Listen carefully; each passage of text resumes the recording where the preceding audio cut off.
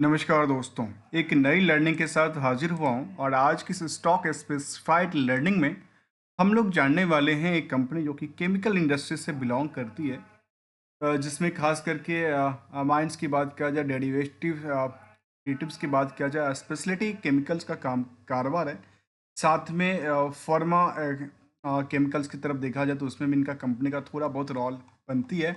आखिर इस कंपनी को लेकर के हम चर्चा क्यों कर रहे हैं पता है?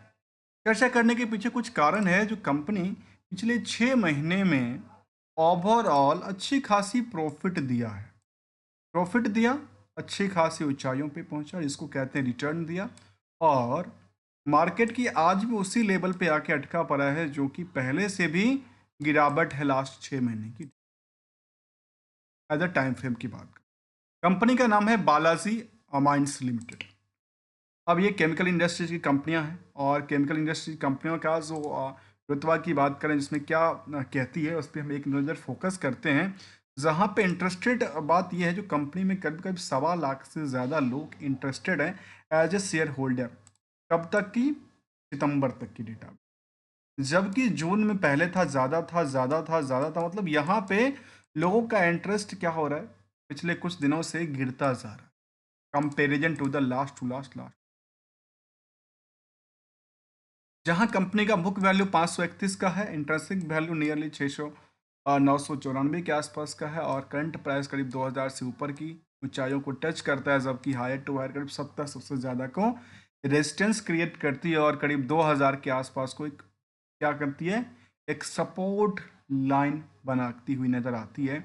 इससे ज़्यादा गिरती है तो फिर इसके लिए बड़ा चिंता का बात हो सकता है, जहाँ पे स्टॉक की पी 34x का है और इंडस्ट्रियल की बाकी कंपनियों की कंपेयर टू द पी कितना है, 36x का है। मतलब इसके अकॉर्डिंग क्या है, अंडर वैल्यूड की कैटेगरी में आता है। जबकि आरओसी और आरओई करीब 12% से 16% की बात करती है और प्रोमोटर्स होल्डिंग की बात किया तो 53% की होल्डिंग कहता है।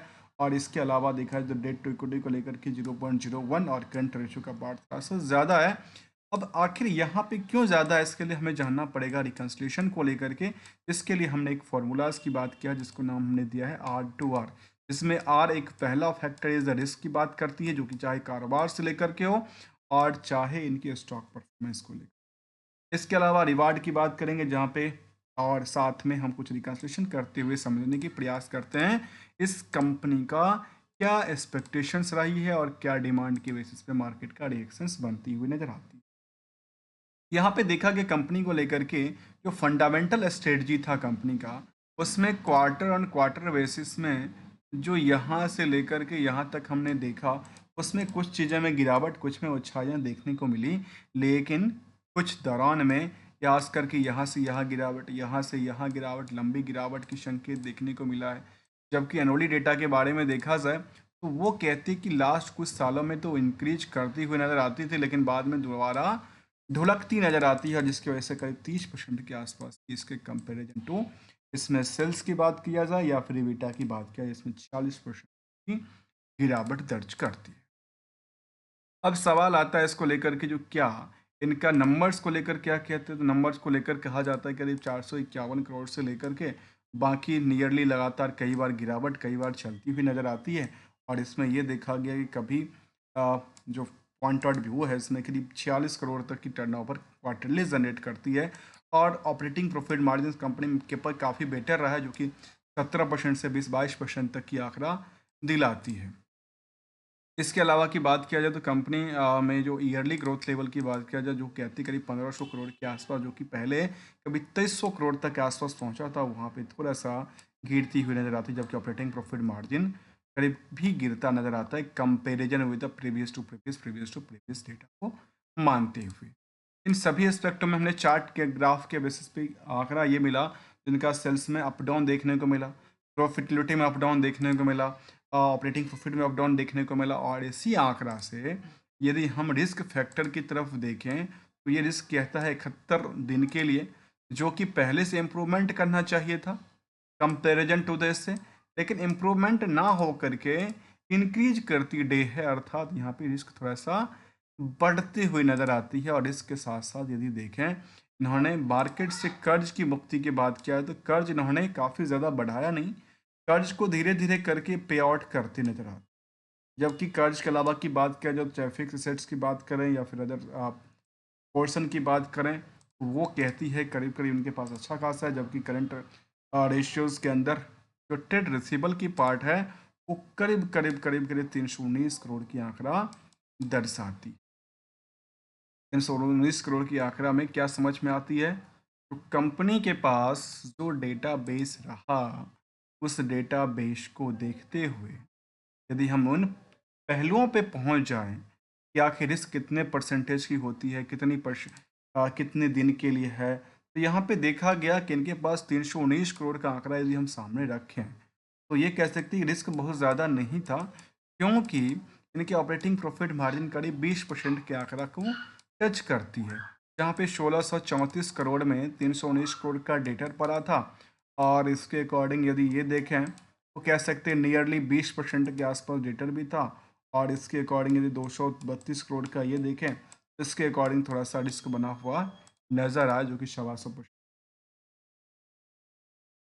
यदि ईयरली ग्रोथ की तरफ देखें और केवल हम लोग बैलेंस शीट देख लेते हैं कि अच्छा बैलेंस शीट का फिगर तो लगातार ऊंचाइयों पर टच करती है, तो यहाँ पे हम लोग रिस्क फैक्टर को देख नहीं पाते हैं, केवल केवल चार्ट के बेसिस को लेकर के। लेकिन रिस्क को जानना जरूरी है। जो क्यों जरूरी है, क्योंकि कितनी परसेंटेज के रिस्क है, कितना बैड डेट्स की सिचुएशन बन सकती है, और किस कंपनी को लेकर के क्लाइंट कौन सा है, ये बड़ा इंपॉर्टेंट रोल होता है डेटर्स को बचाने को।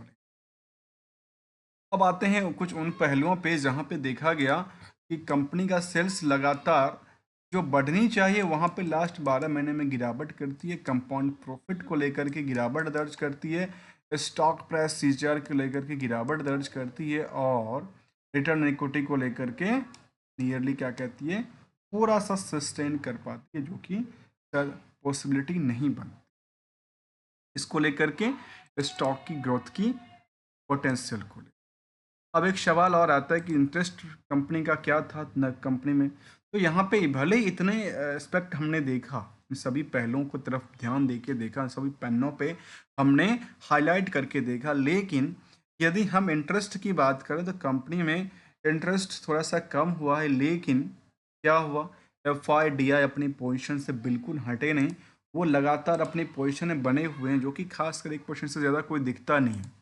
जबकि इनमें लेटेस्ट अपडेट की तरफ देखा जाए तो कंपनी में फिलहाल कोई ऐसा अपडेट नहीं था। अगस्त में पीपीटी आया था, उसके बाद कोई पीपीटी अभी आने की उम्मीद करते हैं आने वाले समय को लेकर के। जो सितंबर का रिजल्ट है वो जल्दी आएगा। जो कंपनी इंडस्ट्रियल जो केमिकल इंडस्ट्री से बिलोंग कर, जिसमें पिडिलाइट इंडस्ट्रीज, लिंड्स इंडियाज़ और SRF जैसे कंपनी भी शामिल है। यदि आप इंटरेस्टेड हैं SRF को लेकर के, गुजरात फ्लूइड हमारी प्लेलिस्ट में अवेलेबल है, आप जा करके उसको भी क्या कर सकते हैं, लर्न कर सकते हैं, वो भी कंप्लीट डिटेल्ड के साथ। कुछ और पहलुओं पे हम ध्यान देंगे, उससे पहले एक नज़र इनकी चार्ट ग्राफ, पिछले 1 साल की चार्ट ग्राफ को ही माने और उससे पहले की आंकड़ा को देखें तो मार्केट में क्या हो रही है, इस स्टॉक को लेकर के लगातार एक ही रेंज के आसपास आकर के बार बार टिकी है। मतलब ये इनके क्या है, स्ट्रॉन्ग सपोर्ट की बात करती है। और स्ट्रॉन्ग सपोर्ट की सवाल ये आती है कि मार्केट क्या गिरने के चांस क्यों ज़्यादा बनता है, अर्थात जो ले रहा है सब प्रॉफिट बुकिंग जल्दी ही कर लेते हैं, ऐसा बात करती है क्या। तो यहाँ पे ऐसा ही फिलहाल देखने को ना, जब तक इसको कह सकते हैं कि एक ही रेंज में ट्रेड करने वाले स्टॉक सेम रेंज के इसके साथ साथ हम कुछ गोल्डन रूल को ऑब्जर्व करेंगे, जो क्या कहना चाहते हैं। पहले एक नज़र इनकी रिस्क टू रिवार्ड की। रिस्क टू रिवार्ड में हम देख पा रहे हैं कि कंपनी को लेकर के जो मैनेजमेंट है, मैनेजमेंट ने क्या दिया, कहते हैं फाइनल डिविडेंड देती नजर आती, जो कि 23 में भी दिया था, और उससे 10% इंक्रीज करती हुई फाइनल डिविडेंड की पार्ट भी दिया है। जबकि जो बाकी पार्ट था इसमें 6 करोड़ के 6 रुपये के आसपास की बात किया जाता है डिविडेंड को। मतलब कह सकते हैं कि लगातार कंपनी अपनी डिविडेंड को दे रही है, अपने निवेशक के अंदर एक इच्छा और इंटरेस्ट और साथ में ट्रस्ट बिल्डअप करने में कामयाब होती नज़र आती। लेकिन मार्केट में जो इसकी चार्ट ग्राफ कहती है उसमें ऐसा कोई एक्शंस देखने को नज़र नहीं आई। लेकिन debts free company, almost debts free company के तौर पे बनी हुई है। तो आखिर इस कंपनी को लेकर के रिस्क टू रिटर्न में, क्या 1 साल के डेटा को देखें या उससे पहले के डेटा को देखें, तो कुछ गोल्डन रूल क्या जानना जरूरी है जिससे हम अपने पैसे को यहाँ से वापस ले सकते हैं, साथ में कुछ रिटर्न भी बना सकते हैं। दोस्तों देखिए, फाइनेंशियल स्टॉक मार्केट हो या आपकी खुद की फाइनेंशियल्स हो, उसके लिए क्या करना जरूरी होता है, एक प्रिंसिपल की जरूरत होती है। प्रिंसिपल मतलब अपना खुद का सिद्धांत क्या कहता है, सिद्धांत के प्रति हमें डिसीजंस मेकिंग की जरूरत होती है। और वे दोनों एक क्या कहती है, आपकी ग्रोथ को दर्शाती है। कैसे दर्शाती है? आजकल मार्केट हो गया पेनी, सबकी सोच हो गई पेनी। इसमें क्या जरूरी है? जरूरी है जब हमने कभी भी, ये नहीं कहता हूँ अपने बॉटम पे लिया कि हाई पे लिया कि किस रेंज में लिया, जब भी लिया तो उसको क्या कहते हैं हम लोग, बॉटम मानते हैं। ठीक है, बॉटम मानते हैं तो बॉटम के नीचे हमारी रिस्क फैक्टर होती है, जिसके लिए हम कहते हैं कि हम मार्केट में रिस्क लेते हैं 30%, 40% तक, 50% तक, कई बार तो लोग 60-60% तक रिस्क लेकर बैठे रहते हैं। और यहाँ पे एक्सपेक्टेशन की बात किया जाता है कि एक्सपेक्टेशन कितनी है। एक्सपेक्टेशन के अकॉर्डिंग ये देखा जाता है कि यहाँ पे दो टर्म लॉज और यूज किया जाए, एक तो टर्म को लेकर के, एक ग्रो को लेकर। कितने लंबे पीरियड में कितना परसेंट की ग्रो एक्सपेक्टेशन करते हैं, उसके अकॉर्डिंग यदि कभी जाती है तो प्रॉफिट को क्या करना चाहिए, वो करते रहना चाहिए, जिससे हमारे पॉकेट में पैसे आते रहे। इधर यदि रिस्क काफ़ी ज़्यादा है तो रिस्क को मिनिमाइज करते रहना चाहिए। अब ऐसा ये भी ना हो जो मार्केट में जो रिस्क है वो लगातार बढ़ता जाता है और हम सारे के सारे पैसे को इधर ही क्या कर रहे हैं, भेजते जा रहे हैं, और तब भी मार्केट टूटता जा रहा है, क्योंकि हमारे आपके बचाने से मार्केट नहीं बचेगा। ये मार्केट बचाने के लिए कौन है, मार्केट खड़ी करने के लिए कौन है, बड़ी बड़ी एफआई, बड़ी बड़ी डीआई। यदि आम निवेशक इसमें कुछ सोचे, चाहे तो कितनी कर सकते, थोड़ा सा कर सकती है, आधा परसेंट से ज़्यादा नहीं, पॉसिबिलिटी नहीं है, क्योंकि नंबर ऑफ शेयर देखा जाए तो मार्केट में लिमिटेड हैं, और लिमिटेड हैं तो जो लिमिटेड जो उनके पास उन्होंने बंच करके रखा, और ये जब डीप डिस्काउंट पे बेचना चालू करेंगे, इन्हीं वजह से मार्केट में रेट का क्या होता है, फिक्सेशन होता है और चलती है। दोस्तों हमारे साइड से किसी भी कंपनी को लेकर के, किसी भी स्टॉक को लेकर के कोई भी रिकमेंडेशन एडवाइजरी की बात हम बिल्कुल नहीं करते हैं, only as a learning point of view से। और यहाँ पे देखा गया पिछले 10 साल में तो करीब 2500% की उछाल दिया। उसके बाद की बात किया है तो लगातार इसमें एक गिरावट की संकेत देखने को मिली थी। यदि वीडियो के अंदर वैल्यू एडिशंस मिलता हो तो वीडियो को लाइक एंड चैनल को सब्सक्राइब करना ना भूलिएगा। मिलते हैं कुछ नई स्टडी के साथ, तब तक के लिए enjoy and thank you so much for joining hair.